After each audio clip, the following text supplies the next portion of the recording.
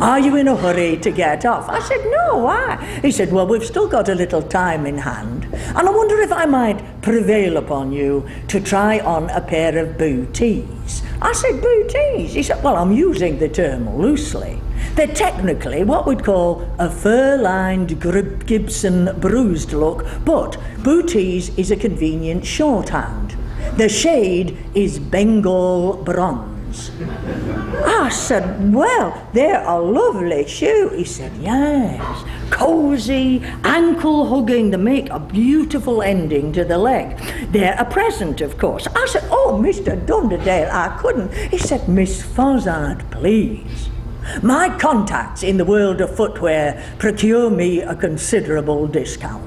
Besides, there is something you can do for me in return." I said, "Oh." He said, "Yeah. My years of bending over ladies' feet have resulted in an intermittently painful condition of the lower back, which, if you are amenable, you have it in your power to alleviate." I said, "I do, Mr. Dunderdale." He said, "You do, Miss Fozzard. Now, I'm going to put one cushion here on the hearthrug for my head, the other here for my abdomen. Then I'm going to lie down, and what I want you to do is step on my lower back." I said, "Should I take the booties off?" He said, No, keep the booties on. Their texture makes them ideal for the purpose. That's right, you can steady yourself by holding onto the edge of the mantelpiece if you like."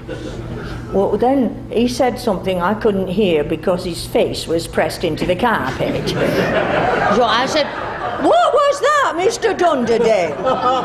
He said, "Excellent, Miss Fozzard. You may move about a little if you want." I said, "I'm anxious not to hurt you, Mr. Dunderdale." He said, "Have no fear of that, Miss Fozzard. Trample away."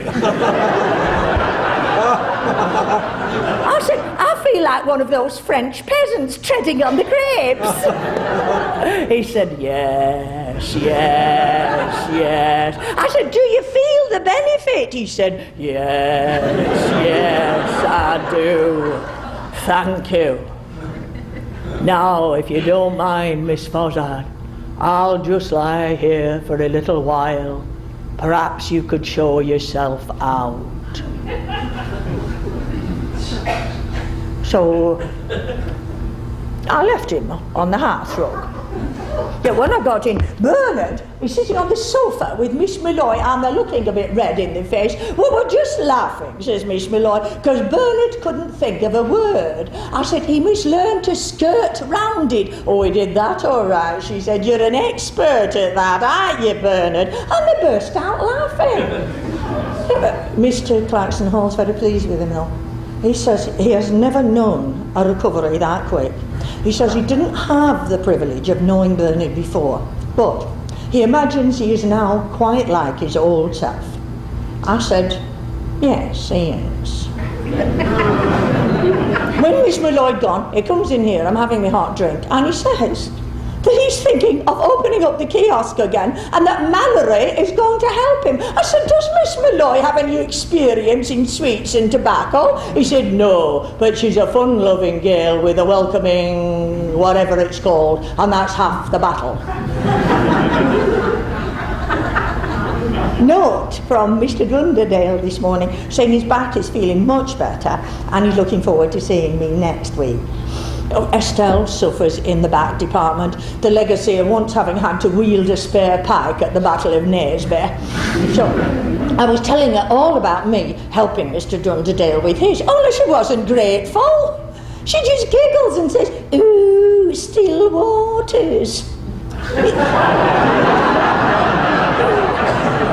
Floor coverings, they ought to have someone more mature. She really belongs in cosmetics.